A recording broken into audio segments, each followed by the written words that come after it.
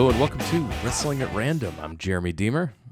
I am Adam Summers, and you're in the waning days of Season 6 of Wrestling at Random. And if you've been listening throughout the season, you know we've told you the theme of this season is more wrestling than ever, even more wrestling than we had in Season 5. We have expanded the pool considerably. Some 60,000 hours of professional wrestling were dumped into the randomizer. The randomizer has pulled a little bit of everything this year. Really well-known stuff, really obscure stuff. This week, it is one of the most obscure things we have watched, maybe even more obscure than Ron's Championship Wrestling. It is an episode of, I guess this is Tony Falk's USWO, the United States Wrestling Organization, from March of 2005. The USWO. So we put a lot of stuff in the randomizer, like you mentioned.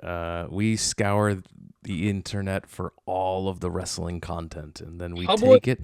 And private and dark web, which this certainly came from a private collection. This was part of a private collection. And yes, we take all that content, we throw it in the randomizer. It will choose something at random for us to watch. And there's too much in the pool, is what I learned by this show popping up. We've got too many choices for the randomizer to choose from. Impossible. I want 100,000 hours of wrestling in the randomizer for Season 7. When you put that in there, you get things like the United States Wrestling Organization. This is an indie, in like a very, very independent wrestling promotion / training school based out of the Nashville, Tennessee area. The USWO was established in 2001 in Nashville, Tennessee, and it remains active today under the ownership of Tony Falk. So yeah, Tony Falk is on this show multiple times as the on-screen owner of the company, and he still is running the promotion to this day. It's a family-run operation. Tony Falk, who balances his promoter duties for the USWO with his day job, delivering commissary meals. He created the USWO as a platform for wrestlers to learn and train, especially his son, LT Falk, who we'll see on this show. LT began attending matches as an infant. He started wrestling around the age of 14 years old. We will see him on this show as a 16-year-old. We should also note, in terms of the name of this promotion, it being called the USWO is a nod really to where Tony Falk spent the majority of his career, or at least where he's most well known for, that being in the USWA in the 90s. Again, as Tony Falk also wrestled as the Great Bolo. He also, we should note, his other claim to fame is that he was a referee in world-class championship wrestling. He refereed Steve Austin's first match. Wow, no kidding. Yeah, so this is a television show airing in the Nashville, Tennessee area called Late Night Wrestling from March 13th, 2005. I'm going to imagine this was a low-power station. This was not this is one of cable your access. No. This is not a CBS, ABC, NBC, Fox type of deal. They are in Columbia, Tennessee for this event. Let's do a quick fashion corner on the ring, because this was bothering me all night. I couldn't tell if everybody was tall or if the ropes are shorter than an average ring. The ropes are shorter than an average ring. It's also a very low ring to the actual floor of the building, which makes anyone sitting on the floor look huge. I remember there was a small-time Southern Territory promotion that I think had like the fake Jerry Lawler, Steve Lawler, and they had like only 8 or 9 people on the roster, and they were on a million times in a 1-hour show. But that was very similar, where the ring was very, very low to the ground. Yeah, the ring post is like low it's like shorter than a normal post, so then the ropes are not as tall, and we'll see guys jumping over the top rope occasionally here. We also don't have a full ring apron. On the side that the hard camera is facing, there's an ad, like long vinyl sheet that's an ad that's partially covering under the ring, but otherwise there is not a full ring apron. Also, it was wild in 2005 to see not barricades, but the stanchions and rope lines that we've seen in promotions from decades gone past. The show opens with our commentary team both dressed in business casual khakis and polos. It is Genghis and Marcus Knight. These two men are screaming, even though they have microphones, running down this card. Also, fashion corner on the rope or on the ring, red, blue, and yellow ropes. Is Genghis a normal name? Is that like a name a person has, or is that just a nickname here for a wrestling person? I mean, with apologies to people from the region, in Columbia, Tennessee, Genghis may have been an actual name. Yeah, so Genghis and Marcus Knight welcome us. They run down the I card. choose to believe that they're brothers, and it's Genghis Knight and Marcus Knight, but maybe that's just me trying to make sense of this. Yeah, no, it's the way that the graphic is written. It looks like it's Genghis and Marcus Knight, the Knight brothers, Yes. but it's really Genghis, one name like Madonna or Cher, and or Marcus The Knight. Rock. You should be Yes. the Genghis. They run down the card of guys I've never heard of, like I know who these people are. They were very assuming that I've watched this show every week. In Columbia, Tennessee, these are household names. We should know, like, in some ways, it's similar to, what's that, like MWA or MAWA show that we reviewed from 2001. This Kentucky. is a television broadcast, and there's multiple camera shots, very low budget, but it's presented as in a television show format. But that show, that MAWA or MWA show, it inexplicably, among all the completely random local guys who never amounted to anything, had a young Machine Gun Carl Anderson on that show. There is no one anywhere near approaching that level to be found here in Columbia, Tennessee, unless Genghis went on to be somebody that I'm not aware of. No, I immediately thought of that exactly when I started watching this show. I'm like, I wonder if there's somebody on this show that's of the equivalent of a young Carl Anderson, because is there going to that be show. like I went immediately to that show. 6 months into his career, Dolph Ziggler on the show somewhere? The answer? No, absolutely not. None of these people ever did anything. We're told we're going to have a heavyweight title match later, so we have that to look forward to. We'll get to see the heavyweight title on the line on the TV show here. A group called the Hero Killers come out to interrupt. That'll be a theme of the evening. It's actually not a terrible name for a heel stable, considering how small time this is. Like, it could be worse. The manager, and I say that with a question mark, because as the show goes on, he's the guy that kicks the most ass out of everyone in the group. Yeah, he's jacked. And he's like throwing people around, but he's the manager, which is just very odd. He comes out and says, "Welcome to the house that Noro built." So I guess this guy is called Noro. Someone else is Devon. I'm not sure who the other guy is. He says they got screwed out of the heavyweight title and says, "Now, if you get in our way, we will break your freaking neck." You then get a graphic that says, "Coming up next, the television championship, John Watts will be challenging the American Psycho." I thought that this hero killer guy had good delivery. Yeah. Like, I was pleasantly surprised. I'm like, maybe we're in for something, because this guy, he didn't say a lot, but he had really good delivery, good intensity, like had presence. He was a guy. His character was angry, and he felt angry. Like, it did not feel like someone trying to do something they couldn't pull off. So that was promising.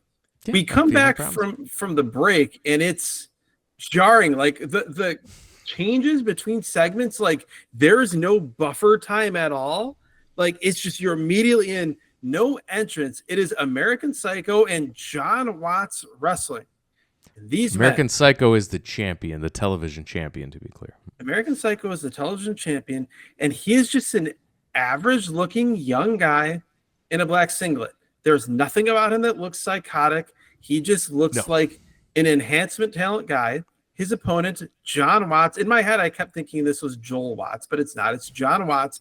He has horrible pleather pants, black shirt, horrible like Southern Indiana 2005 dyed blonde hair.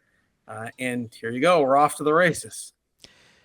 It starts as every match will start on this show. Hip toss, arm drags.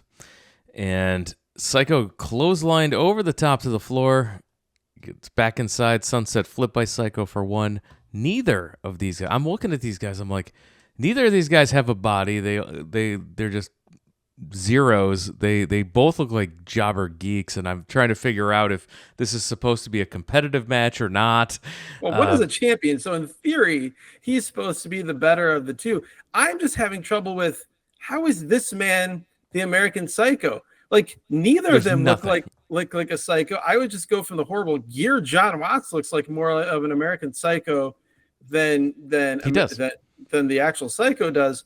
The commentary, we hear that Tony Falk will be introducing a new commissioner on the show who won't take any stuff. These announcers are talking about sandwiches. And then the color guy has, this hurt my brain. It's by far my favorite part of this show. This line, he says, this is a direct quote, both men are slightly the same size. What on earth does that mean? Both men are slightly the same size. I, as someone who thinks very literally, spent way too much time trying to figure out a way in which this could make sense. I got a headache, and I finally gave up when I went to bed last night. The commentators then argue over whether Psycho did a leg lariat or a one-legged drop kick. It was a one-legged drop kick. This was not a leg lariat in any universe. No, there's a weird bit of like passive-aggressive competitiveness between the commentators where one will say the name of a move and then the other guy will just slip in like 5 seconds later what he thinks the name of the move was. And it's not like for show. It's not part of the shtick. It's very funny. No, and they're not usually like controversial moves like, oh, I wonder what that's called. It's like these are well-known moves. Like they have names.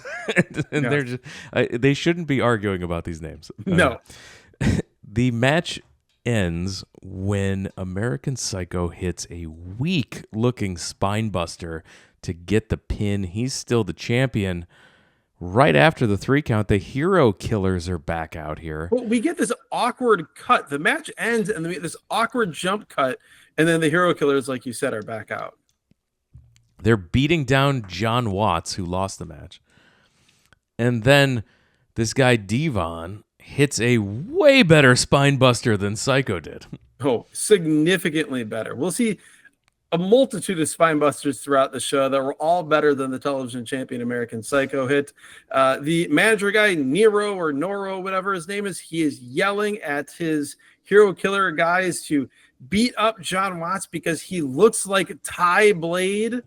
Eventually, then Ty Blade makes the save, wearing a cut. He's wearing a shirt with the sleeves cut off, and he's indoors wearing a skull cap, which is always a choice.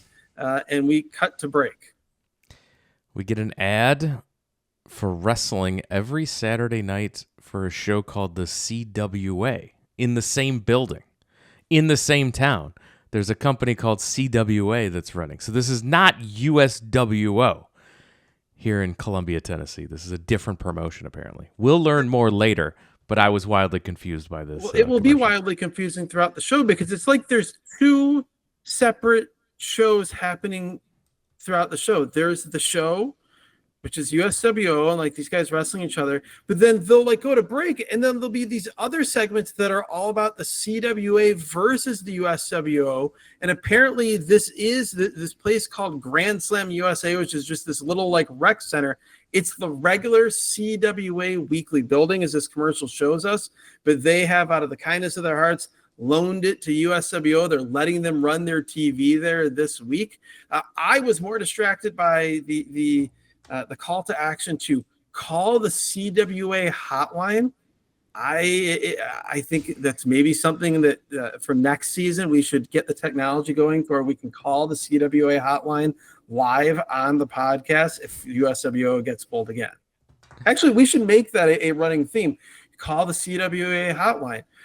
You could call the number that was on the screen for the entire 30 minutes of Ron's Championship Wrestling. Wrestling. That's right. That could be a Patreon tier.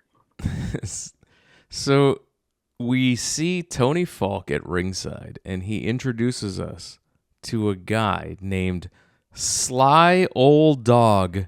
One word. Oh, one word. Sly Old Dog. One word. So to be clear, the spelling of this is SLYEOLDOG, all caps. This man is the new deputy commissioner. He has no idea what to say. I'm not sure that he knows what state he's in. He says, we've been through so many commissioners here, but no one has been dedicated to the company, but he apparently will be. Am I wrong in thinking the deputy commissioner reports to the actual commissioner? But yes, the deputy commissioner is somewhat akin to, like, he's the Dwight Schrute of the USWO here. So yeah, the Sly Old Dog is going to be your new commissioner. Tag team championship match. The team of Suicidal Youth, a guy named Eric and his partner Ryder, taking on the team of Booty Call, which is Dan Morrow and Brian Turner. All of these men are like 13 years old. That's something throughout this show is like everyone is, with a few exceptions, almost terrifyingly young. Like they are somewhat trained, but they are all very young. The team of Booty Call has Athena, not that Athena, as their manager. Yeah. So I was talking before the show started. 2005. There was there were successful independent wrestling promotions going on. Like you had Ring of Honor, you had, granted they were in financial problems a lot, but you had IWA Mid-South, you had CZW, you had a lot of different things going on all across the country. Yeah, you had guys like Samoa Joe and CM Punk and Ring of Honor, Bryan Danielson. You had Kevin Steen starting in PWG. There was a lot of stuff going on in the independent wrestling scene. So there were good guys on the indies. There are none of them here. They were not in Columbia, Tennessee in March of 2005. What was happening in Columbia, Tennessee in March of 2005, which when we had this conversation right before we recorded, you asked like basically something along the lines of, who are all these guys trying to be? My answer was AJ Styles. If you were not portly, everyone else on this show they were short, they were skinny, they were wearing like bicycle short type trunks with boots and kick pads with short haircuts and little rope chains around their neck, and they were trying to do high flying. They all thought they were like NWA Wildside transitioning to TNA era AJ Styles. That is exactly what it was, driving me nuts, and that's exactly what it was. Perfect description. So this was all Suicidal Youth early. Stinger splash by Ryder. Morrow gets put in a tree of woe.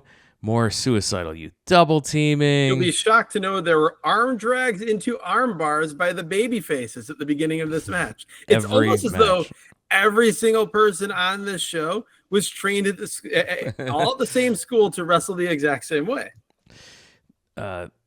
Keeping on the attack, Morrow tags out.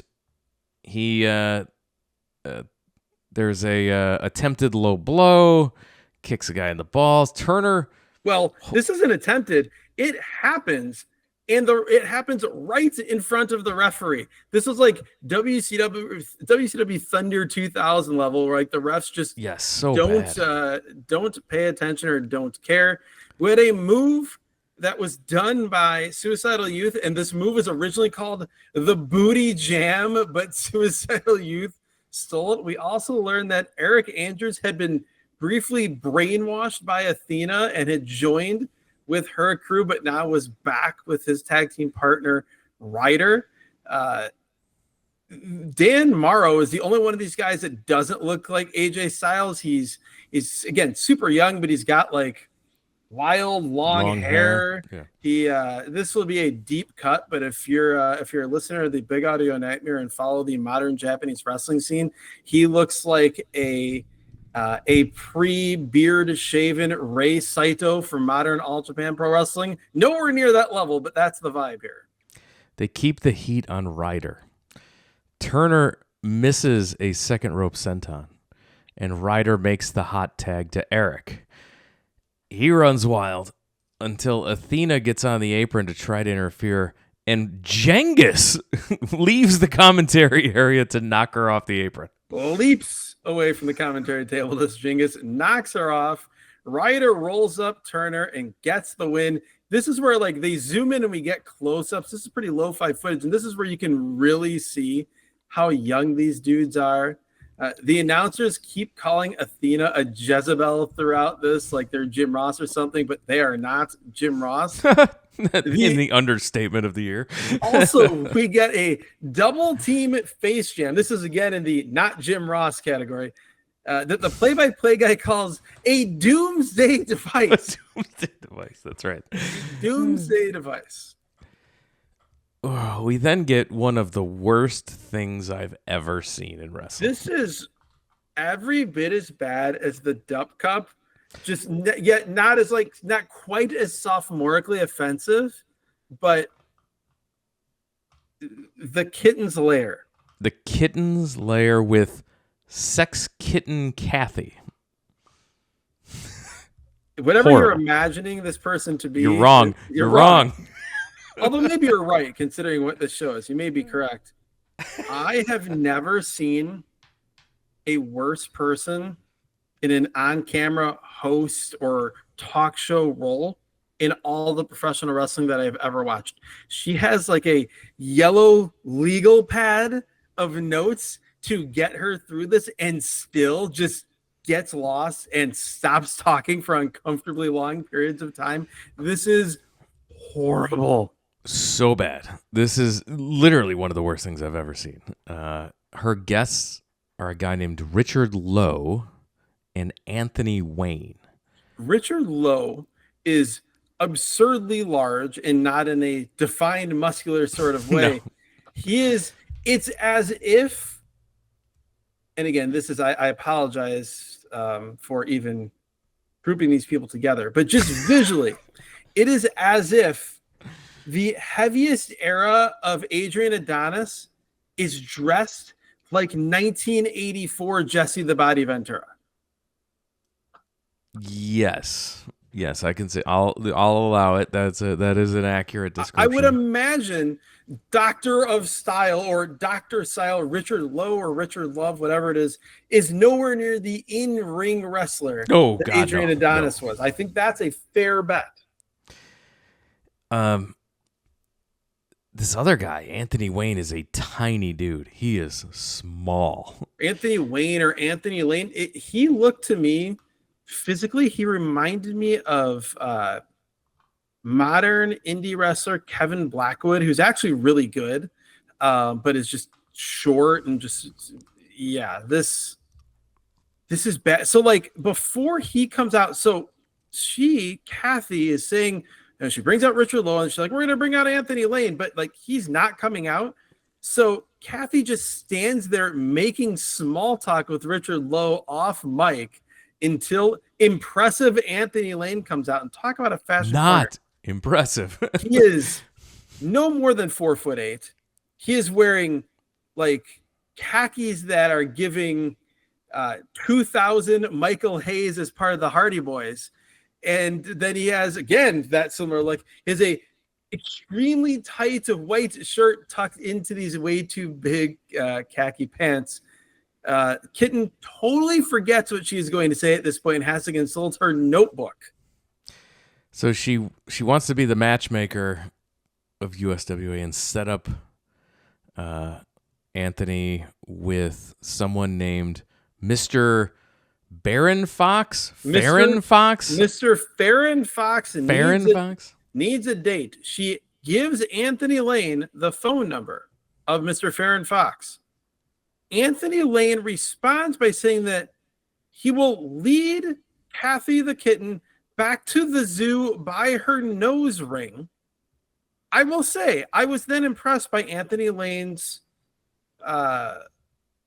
He does not stoop to the levels of homophobia that the kitten was trying to bring him into. He says, if that's what floats his boat, more power to him. However, I am a happily married man. And his wife hits the ring, and she tries to go after Kathy, but Wayne has to hold her back to end this horrible segment. I will say Richard Lowe, or whatever his name is. Yeah, Richard Lowe calling Anthony Lane's wife a sea hag was amusing to me. Not that you should like that insult came out of a human being's mouth in 2005. Was impressive. Nowhere near the sea. No, yes, exactly. Nowhere near the sea. This was, though, one of the worst things we have ever had the misfortune of watching. This will be a segment that will be referenced for years to come on seasons of this podcast. And we'd have other bad things that come up. It's always been the Duck Cup. It's always been the Duck Cup. It will be, things will be judged against the Duck Cup and the Kitten Lair. The Kitten's Lair. This is not the only Kitten's Lair of this 1 hour, 8-minute wrestling show. No, because if you have 1 hour, you need multiple Kitten's Lairs. We go from that to the USWO Heavyweight Championship on the line here. Ty Blade taking on Dynamite Dan. Lots of, get ready for it, hip tosses and arm drags to begin the match. Dynamite Dan actually has decent enough gear. He did. Decent look, decent size. Ty Blade, your heavyweight champion, he's got bicycle shorts, a t-shirt, unlaced boots. I'm rooting for Dynamite Dan just based on professionalism of physical appearance, of visual appearance here. This match is so strange, though. Like, Dan hits a blue thunder bomb out of nowhere. Like out of nowhere, leading to nothing. This is like just hitting a fireman's carry, but he hits a blue thunder bomb. They keep saying that Dynamite Dan is a former Triple Crown champion, and I know All Japan was on hard times post Noah Split, and I like Dynamite Dan, judged against the other guys on the show. I am certain he is not a former Triple Crown champion.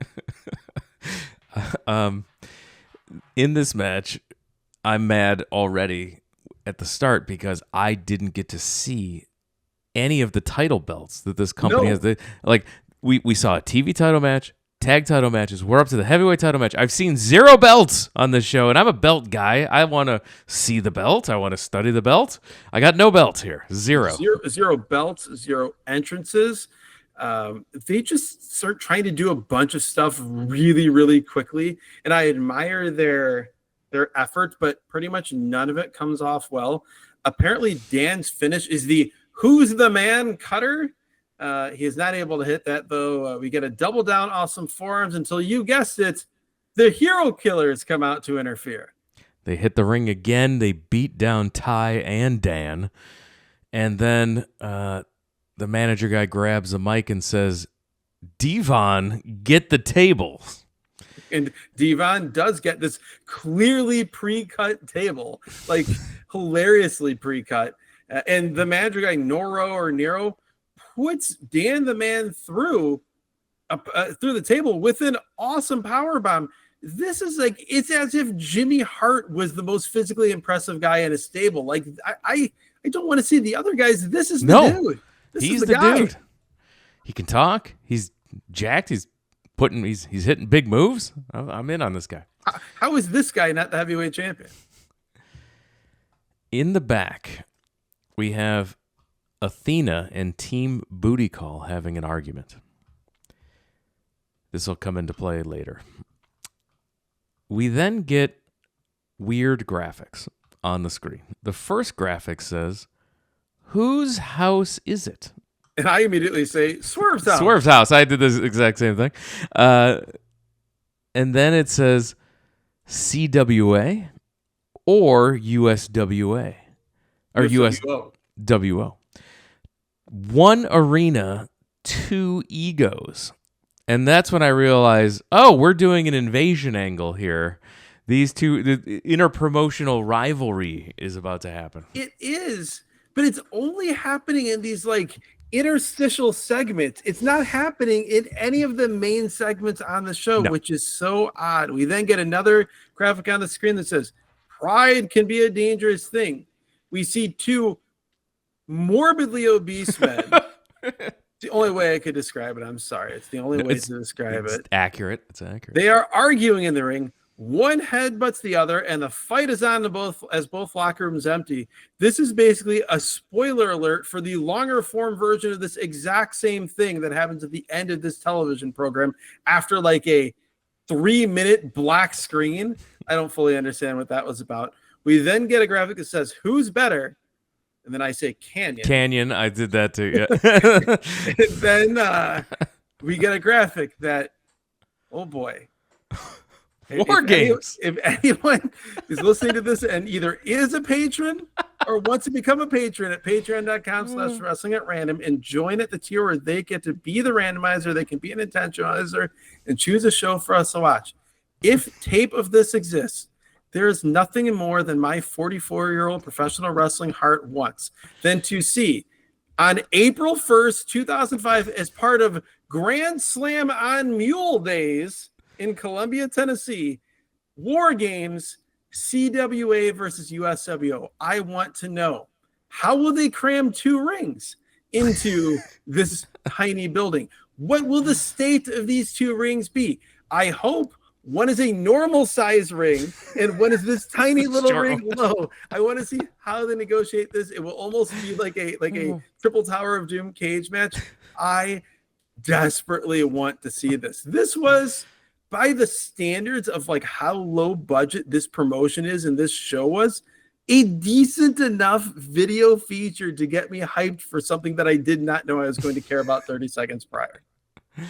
No, and I have questions about Mule Day. They will not be answered. So, Tony Falk, the USWO promoter, is confronted by a guy named Shane Morton and a bunch of wrestlers from the CWA. Falk says that the Tennessee Athletic Commission is going to be reviewing what happened and fines will be levied. And at the bottom, we get this crawl across the bottom of the screen talking about this Mule Day, and I don't know what's happening. Shane says, USWO guys, we aren't worried about fines or suspensions. We want a fight. I will say, like, I don't know if this was a nod to history. You know, CWA, it makes me think of Continental. And there's at least two guys in this frame, this camera shot, along with Shane Morton, that are wearing masks. The gear doesn't look great. They don't look to be in particularly great shape. I like to think of this as a nod to the mask enhancement talent of late stage Continental. Could have slid right into 1989 Continental. Absolutely. We go back to the ring for the Ring Master taking on Brandon Stone. And you may, you know, particularly with the Tony Falk connection, maybe you thought, well, this is Steve Austin in 2005 doing a favor to his old buddy Tony Falk and coming to Columbia, Tennessee and wrestling as the Ring Master. No. You would be wrong. Brandon Stone is just in baggy jeans and a white t-shirt. Ring Master is in all black basic gear and a Super Dragon mask for some reason. The match goes for 30 seconds until, you guessed it, the Hero Killers hit the ring. They, I feel like, had gotten all the ass kicking they knew how to do out of their system in the previous three run-ins, because here they come in and the two non-Noro or Nero guys, they have big problems trying to figure out how to do a double team power bomb. It is a struggle. And then they just give up on that and just do a bunch of spine busters until the refs come in and get them to leave.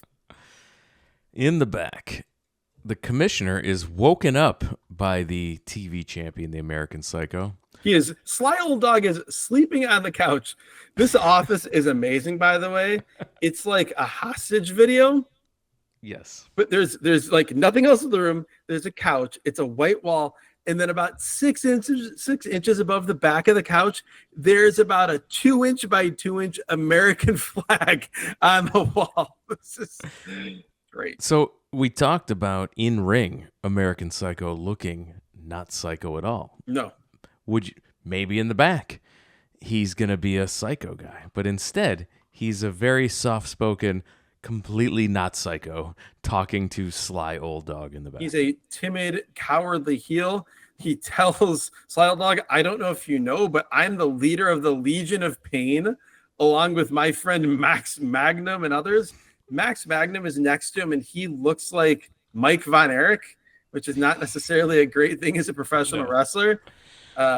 Psycho says he wants a match that will put the USWO on the map, a match that will innovate and tell people that American Psycho did it first. Sly Old Dog responds by saying he will put Psycho in a match with 5 other guys. Psycho will have to be the first, and if Magnum interferes, he will be fired. Sly then goes back to sleep on his couch. So I have no clarification on what this match is going to be. He's going to have to beat 5. It's just a gauntlet match. Could be. All I know is that he's got to beat 5 guys to keep the title. He came in with the plan, and his plan backfired. He wanted a unique match, and Sly Old Dog gave him a unique match and then went back to his nap. The Heartbreakers versus the Youngbloods with a Z. Youngbloods with a Z.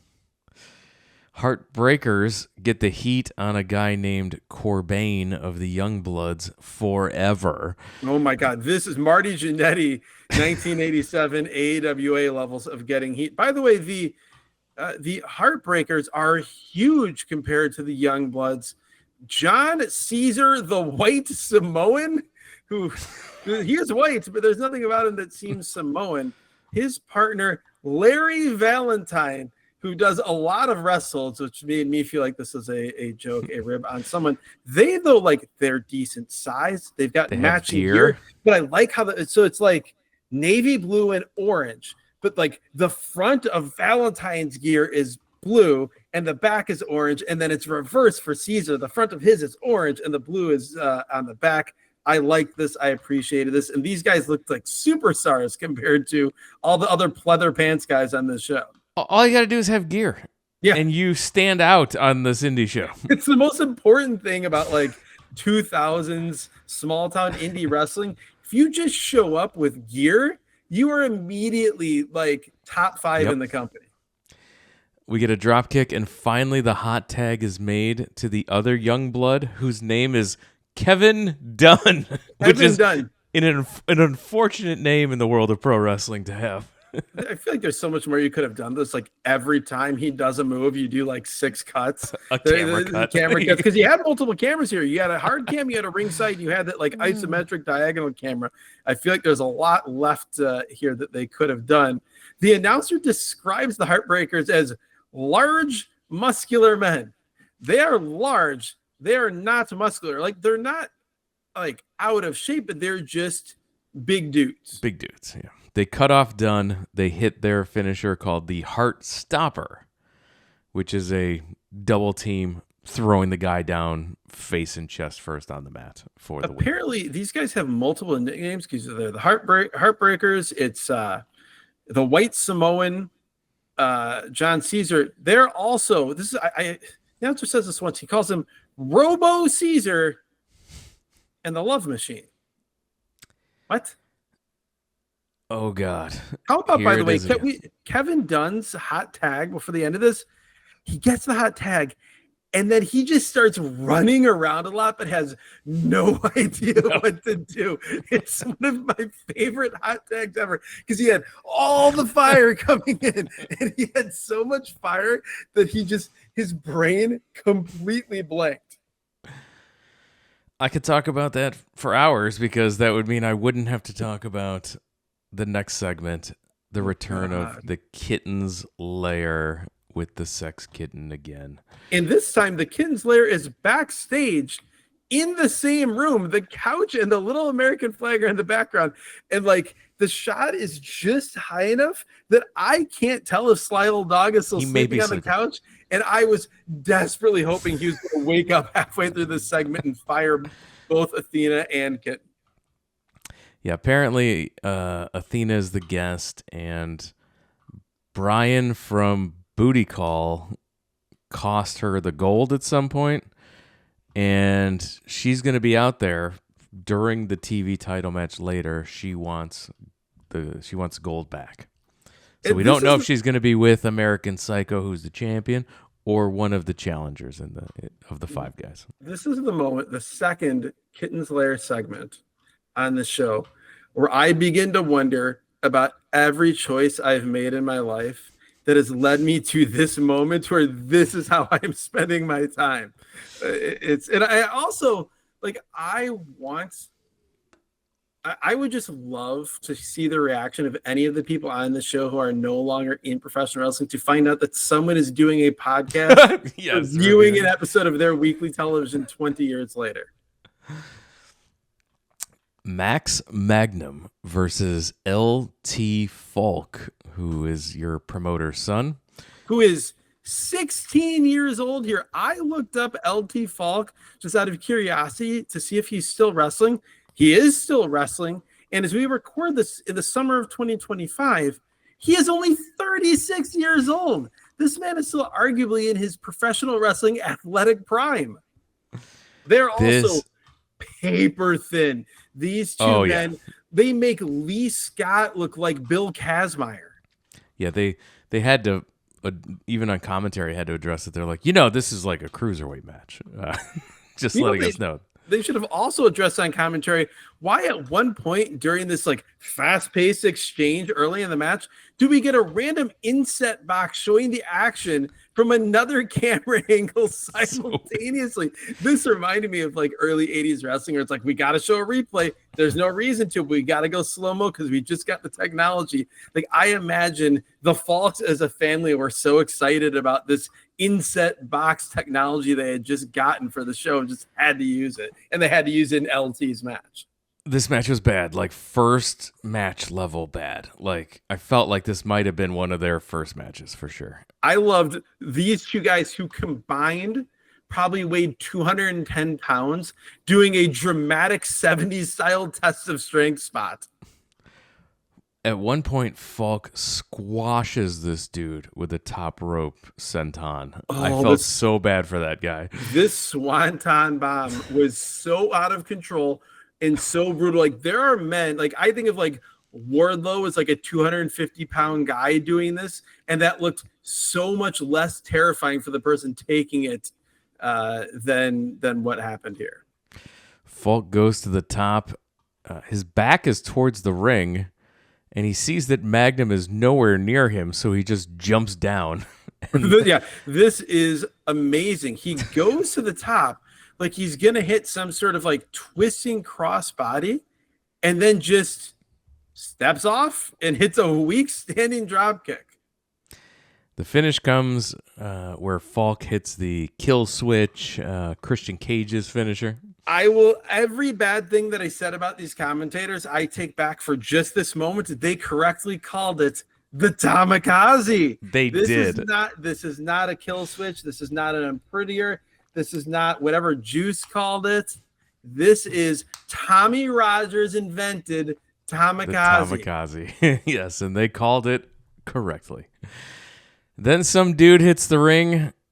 The ref tries to get him out of here, and this allows Max Magnum with brass knucks to knock out LT Falk and get the pin.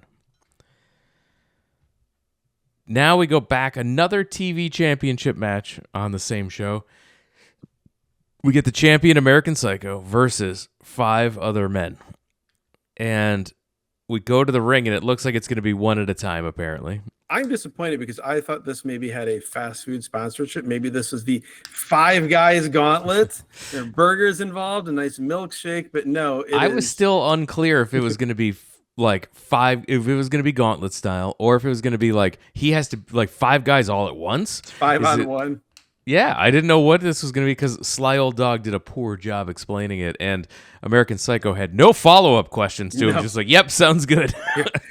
We should also note the audio levels are horrible by this point in the show, just all over the place from segment to segment. Color guy low, play-by-play guy high, vice versa. It's a little makes it even more difficult to follow. And one of the announcers says it's going to be a battle royal. And I'm like, oh, okay, well, now it's cleared up. It's going to be a battle royal. And then the other commentator says, no, this is a gauntlet match. It's gauntlet style. Psycho Medic is the first guy. He's a guy that just is wearing scrubs. And all I can think to myself is, how many psychos do we have running around this place? None, but we have several men named Psycho. American Psycho immediately, like within a nanosecond, knocks Psycho Medic out with a he's got knuckle dusters, brass knucks. Apparently, and this is like we just had in the previous segment, brass knuckles with the guy coming out and helping. I'm losing track on who the guys were helping Max Magnum beat LT Falk. A lot of brass knucks. The next segment, we've got more brass knucks. It was just so funny how it was instantaneous. Then Stevie King comes out, and this is another one of the time where like the announcers break my brain. They say Stevie King is the third of 6 opponents for American Psycho. I was so struggling already on the rules of this match, and now I'm told there's did I miss a guy? And now there's 6 guys? He joined in progress without having the intro. So I'm like, is there? But no, it's just this guy can't do math. Like, he is the third of 6 competitors in this match. Yes, but he is the second of 5 opponents for One American Psycho. This guy is like 6'5", so tall, 290 pounds, 12 years old, just a tall country boy in all black. Psycho runs into him several times and takes bumps, and then he hits him with the knucks and knocks him out. And that's the second guy who's knocked out. Apparently, like, it's a multi-man match, so knucks are legal. Derek Neal is out next. He kind of has like young Chuck Taylor vibes, but not good at all. No. And he hits like a flying head scissors, but then gets kicked low. American Psycho hits a clothesline, but they kind of like double clothesline each other, and it's the weirdest. Well, even before this, so Neil goes to the second rope. He has his back to Psycho. He's in theory going to jump off. Psycho just like sticks his foot out behind him and just leaves it there. Time stops. It felt like 10 minutes went by. It was at least 5 seconds. And finally, Neil jumps off and just jumps into the paused foot and leg of Psycho. This is the low blow you mentioned. They then double clothesline each other, which is like, it's a double down spot, but Psycho just gets the pin right away. He gets the win, even though Neil kicked out. Neil kicked out. He had to be pissed here. I don't know what was going on, but he has to be the son of a territory guy, because he did the full like 3.00001 kick out that you always see. This was bad even on a show with so much bad wrestling. Yes, I don't know what happened here. This was terrible. And then we get Brian Turner of Booty Call. That's it. Brian Turner, half of Booty Call with Athena. So this is Athena told us she'd be out here, and she's out. I can't believe that. Like, I'm 44 years old, a moderately successful adult, and I'm sitting here saying Brian Turner of Booty Call is out. Like, what have I done? What has my life become? Athena trips her own man, Turner, here, and that allows Psycho to roll him up for the pin. Turner is the Booty Call member that was expressing displeasure with Athena backstage in the interview, whereas Dan Morrow was on board with Athena still being the manager. So, yeah, Athena trips up Turner. Psycho pins Turner, and now the next person in the gauntlet is fellow Booty Call member Dan Morrow. And yeah, here we go. The ref gets bumped. Athena slides the belt to Morrow, and then he misses a belt shot. Psycho hits a DDT, dropping him onto the belt, and he goes for the pin. And at this point, Brian Turner who was tripped by Athena to lose the match. He comes flying in with the belt, and he comes flying in with the belt and hits Psycho in the head with it. His partner Morrow covers him and gets the pin. New TV champion Dan Morrow. Turner is in there celebrating, congratulating his partner. And he says that he's the one that helped you, not that whore, and points to Athena. And then Booty Call does a wacky handshake. Looks like they're going to ditch Athena, but it's a swerve. And Morrow attacks Turner, and Booty Call breaks up. Morrow leaves with Athena. Booty Call team is over after 3 years. It's tragic. My favorite thing about this is Dan Morrow, after turning on Brian Turner, he has the television championship, and he is desperately trying to figure out how to wrap the championship around his bicep, around his elbow, like how to get as tight as possible, then clasp it. And he can't do it. Then he finally gives up and just hits this like makeshift elbow drop type thing with the belt off the second rope. Athena is screeching about people need to respect her. And yep, that is that. We get a black screen for about 3 minutes, and I'm like, well, there's like 5 more minutes left in this file, so I'm going to let this play out. We get a USWO 2005 graphic. That's what precedes this black screen. We come back from commercial, and then now it is the long-form version of the CWA USWO mic battle and brawl that we saw in the War Games preview video. We talked about what the worst thing on this show was, and what the worst thing is that we've probably ever seen on this show, and that is the Kittin's Lair segment. What's the best thing on the show for you? I don't know if you can even call it a video package, but the hype segment for War Games. For War Games, yeah. I am ready for Mule Days. I am ready for CWA versus USWO. I am ready for 2 mismatched rings and a double steel cage. I am ready for it all. I will say an honorable mention to the Heartbreakers, particularly the White Samoan Robo Caesar.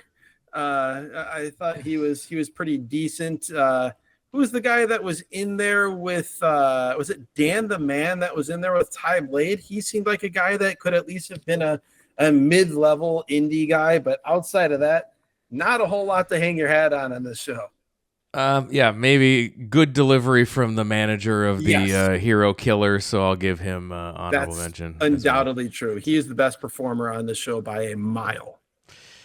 And with that, we're going to wrap it up. This penultimate episode of Season 6. We will be back for one more episode here to close out Season 6. However, while we're on a season break, you can continue to get episodes every single week over in our bonus feed. We mentioned it throughout this show, patreon.com/wrestlingatRandom.